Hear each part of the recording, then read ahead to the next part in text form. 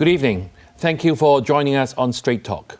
Our guest is Dr. Stephen Wong-Yun-Shan, Head of the Chief Executive's Policy Unit, CEPU. Dr. Wong is a policy researcher and was the Senior Vice President of our Hong Kong Foundation and also the Executive Director of the Public Policy Institute. He was a member of the Legislative Council until he resigned following his appointment to head of the CEPU. Stephen is with us tonight to share with us about the importance of policy research to the Hong Kong SAR government and how it informs our Chief Executive's decision. Before we start, I must disclose that I have been recently appointed as a member of the CEPU expert group. But I would like to reassure our viewers that I will do my best to be objective and will strive to ask questions that are informative and relevant to our viewers. So, welcome, Stephen. Thank you. When you were at our show last, you were the Executive Director of our Hong Kong Foundation, and you were also the Deputy Director in the Chief Executive campaign team, and you were involved in helping to do the Chief Executive election manifesto. So some 11 months later, now you're the head of the CEPU, and of course we'll talk about that later. But obviously you have been recruited because of your skills, expertise as a financial and economic analysis, and particularly your experience in policy research. But for most viewers, when you talk about research and all that, it's very academic and is not really relevant to daily lives. As our title suggests, demystifying policy research. Why do we need it? Maybe you can tell viewers, why do we need it? Well, I would like to quote the presidency's comments, if you may. Sure. That recently in mainland, they actually have this campaign of in-depth research and studies. Because as President Xi said, no investigation and research work, no right to speak, no investigation and research work, no right to make decision. So therefore, I think from the central government perspective, research and studies are important for general policy direction. And specifically for CEPU, I remember that CE, when he set up this CEPU as CE's internal research unit. Basically, we are all researchers for CE. And so he gave us 4 mandates. One is to do research that is of strategic importance, as well as forward-looking. And second is to have policies that think more about national integration of Hong Kong into the overall mainland development. And number 3 is to analyze the international situations and the competitive strength and weaknesses and challenges accordingly. And lastly, to have to get a pulse of the public opinions and sentiment. So these are the sort of the 4 research scope of our job as the internal research unit for the CE. Right, Stephen, you just outlined the 4 objectives of the CEPU. And I mean, as you said, rightly said so, President Xi said that we must have research backing to make our decisions. Yeah. So would you say that in the past, the Hong Kong government, do you think we have any policy research supporting our decisions, or are you implying that in the past the research wasn't as adequate as we thought it can be? In a way, when we talked about strategic and forward-looking research, you would appreciate that any driver, when they drive to a destination, they have to look at the map first. When you are doing a show, you have to think about the positioning of the show and who are you going to invite. And in a way, when a corporation running a business, they would think about the strategic goals and the vision as to where they want to go. So I think similarly, I think from CE perspective, he is probably thinking also similar fashion as to, okay, what sort of policy research support we can give him so that when he make that strategic decision, there are more sort of research basis.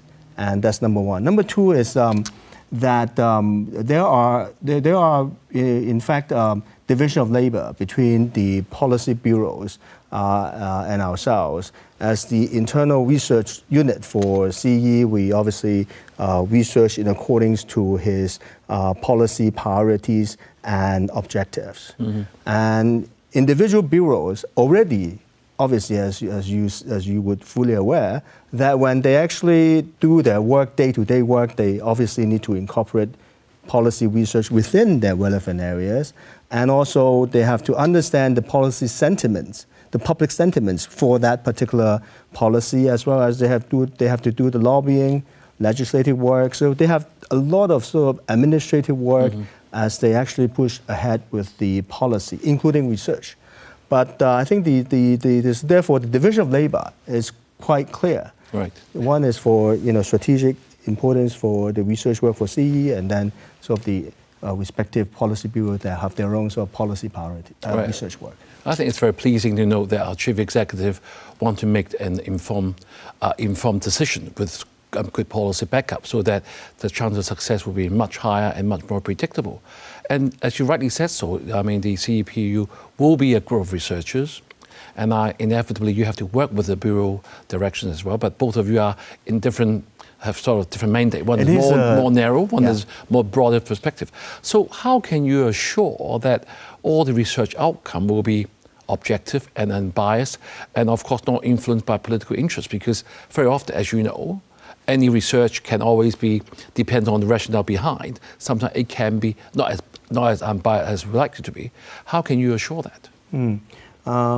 One thing about our research is that as a researcher, our training is that we have a defined methodologies to find out different opinions, to actually consolidate and integrate into a narrative and framework for ultimate decision maker, which is in this case CE, to decide on his own decision. So research in a way is to provide the data, the platform, the framework, the analysis for the ultimate decision maker, in this case CE. So so therefore I think the research work is pretty defined and pretty clear.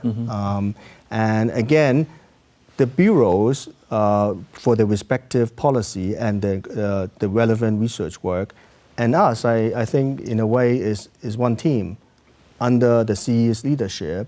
For each of us are playing our own part, us being the internal research unit, and hopefully by playing each part in a good way, therefore as a team we can deliver good results for the citizens. Right, Stephen, another area I must ask you is the role of think tanks. We all have think tanks in the community. You work at the think tank. So what role do they have now? I mean, you have internal researchers. Now you have the bureau itself. What role will they play, and do you need the think tanks to support the government? Absolutely. I think as an internal research unit, I would like to call ourselves a think tank or think tanks. Meaning that I was in finance before. We have this concept of fund of funds. So we are basically a think tank. Think tank means that we are a think tank, but we are not doing all the research by ourselves. But also we are trying to have these mechanisms so that we can absorb and translate and consolidate all the good research and that are out there in the society. That is, whether it's from research institutes, whether it's from think tanks, or whether it's from universities. So in a way, we set up this system or mechanism so that we can get these research, and the expert group is as part of that as well. Right, Stephen, I'm going to ask you more direct questions. I mean, in the past, people who have been aware of the government working is that Mr. C.H. Tung, our former chief executive, he had the Council of International Advisors and the Central Policy Unit. Same as our former CE, Mr. Donald Zhang and Mr. Siwa Leong, they always have the Central Policy Unit. Mrs. Carol Lam had the PICO, the Policy and Coordination Office. So every CE has their own style of running Hong Kong. So is the CEPU essentially the same as before? It just happened to a different name, or is playing a completely different role? I think our role is very clear. Is the internal research unit for the CE. to work under that 4 research scope that we described in the very beginning, including strategic and forward-looking research and national integration of into the national development, as well as international analysis and the public polling. So I think our job definition is very clear, and hopefully, as I said, together with bureaus doing their own parts, which for some of that, including part of the research as well, we can play as a team to deliver good results for the citizens. I mean, in the CE's policy address, he said that enhancing governance capability is actually a priority. And this CEPU has been established to enhance that. So when you talk about long-term and strategic issues, how can you break down for us what you meant by that? Sure. I think one of the good examples is to think of it as, I use the example of the integration of national development. Under that, right, we just have the 20th plenary sessions, and that talks about for example, the high quality growth, right? So which is also the topic of our next coming expert group meeting. When we talk about the high quality growth which is the national priority, and what is that relevance to Hong Kong, and what is how Hong Kong can first contribute and also align ourselves to this high quality growth from the economic, social perspective. I think there are a lot of things to be discussed, and these are pretty strategic topics as well. Stephen, let's take a break now, but viewers, we will be right back. Thank you for staying with us. We have been talking with Dr. Stephen Wong, the head of the CEPU, about the importance of policy research to the government and the role of the CEPU. So Stephen, in the first half, you have listed reasons why we have the CEPU, and then the Chief Executive has high hopes into your unit and to work together with other bureaus so that we have a good and informative decision so that Hong Kong can move forward.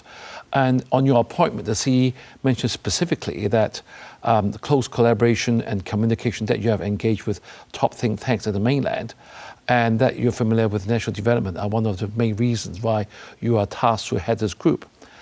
We all know that Hong Kong has to be integrating with the mainland in the 14th five-year plan for Hong Kong's benefit, as well for the mainland interest as well. So why do we still need research? Why can't we just follow the plans and just do it?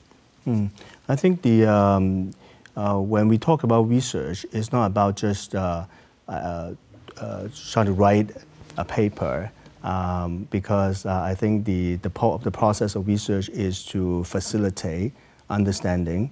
For example, you mentioned the mainland think tanks. Or even mainland think tanks, they have different levels. One is in the society, and some think tanks are closely related to the government as well. So through the dialogue and communication, what we call the research, is really to facilitate a lot of communication and understanding. And so that, I think, in order to actually work together and to have this national integration of development, then I think the first thing is to understand the priorities, understand even though the wordings might be a little bit different in terms of bureaucratic writings, they have their own styles. But so we can anticipate more cooperation between Hong Kong and mainland think tanks, or even the government?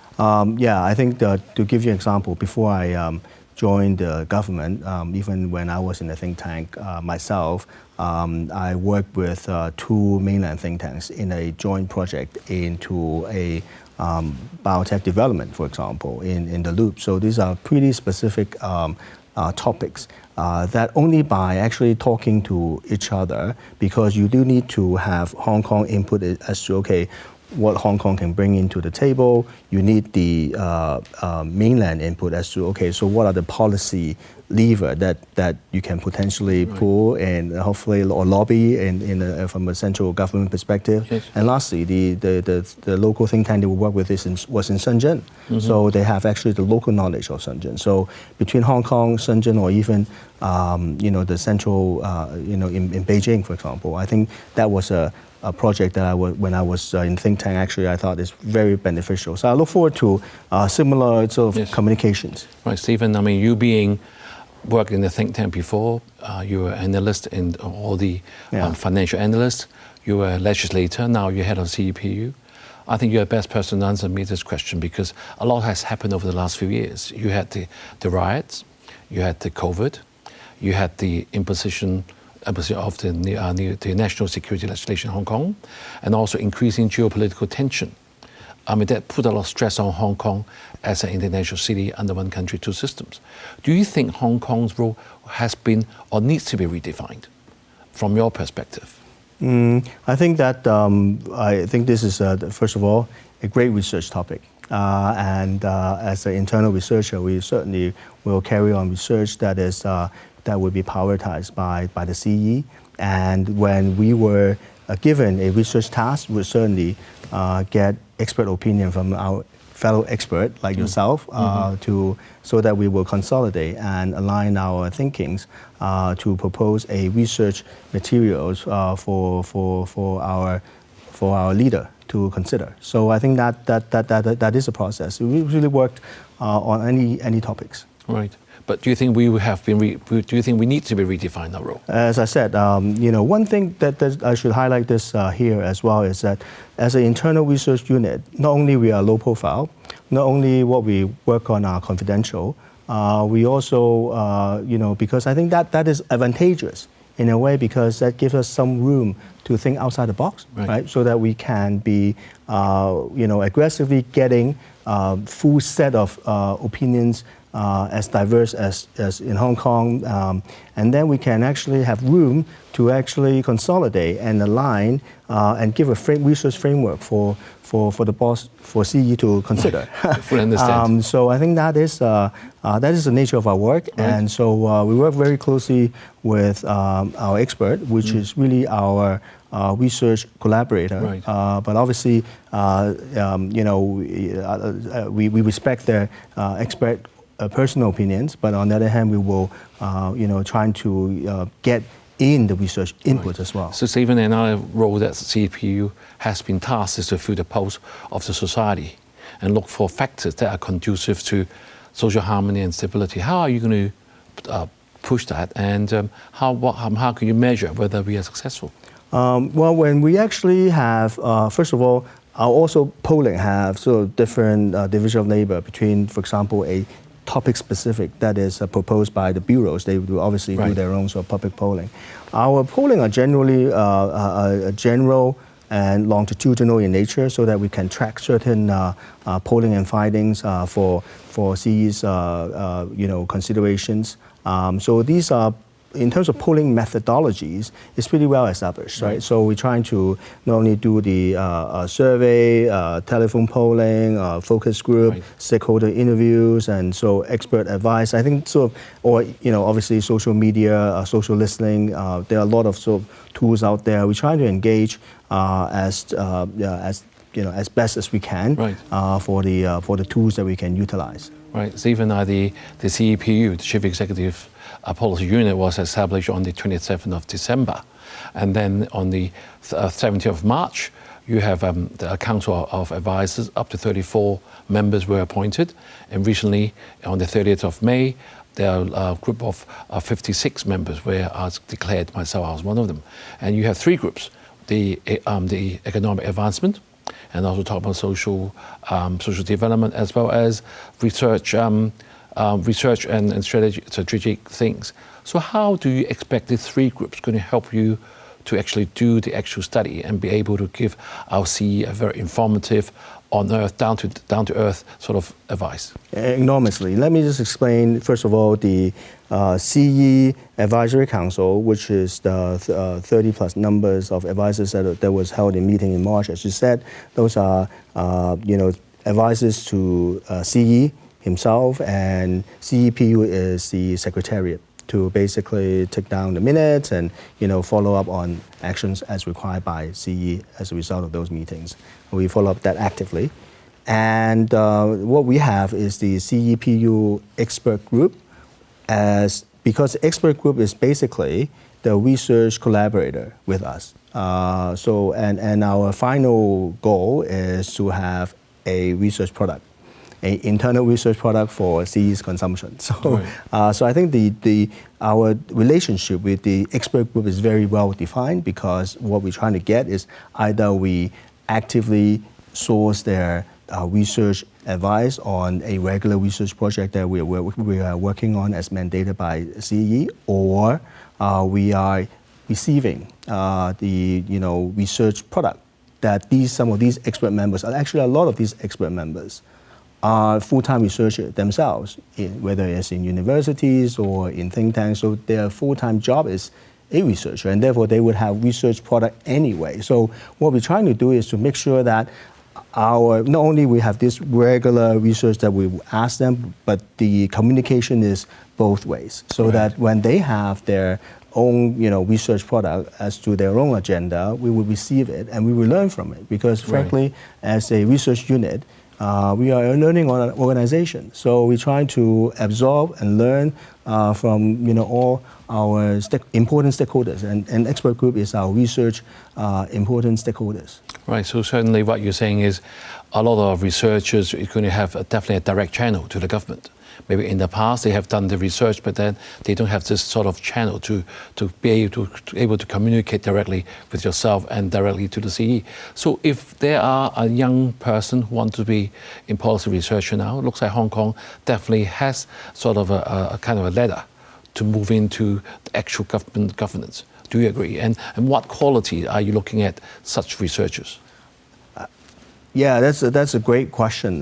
We recently have done an open recruiting, and the response has been very good. And as a researcher, though, obviously we're looking for research skill set that is academically strong, right? That is passionate for the society, that are thinking of ways to constructively and positively can help the society through policy implementation. So I think these are sort of general. But I'm very glad when I'm seeing the general pool that is applying to the job, and I think the think tank ecosystem is generally improving. At least I wasn't thinking about being a think tank person when I first graduated many years ago. Yeah. Many years ago, but I stumbled into it, and I think this is very rewarding. In terms of being able to actually carry out policy research. I think this is a very, very good career. Right. Stephen, I'm afraid that's all the time we have, and thank you for outlining how important policy research is to the government decision making. We look forward to the CEPU suggestion, including those gathered from the greater community, which will be the potion for Hong Kong's success. Have a great evening and see you next week.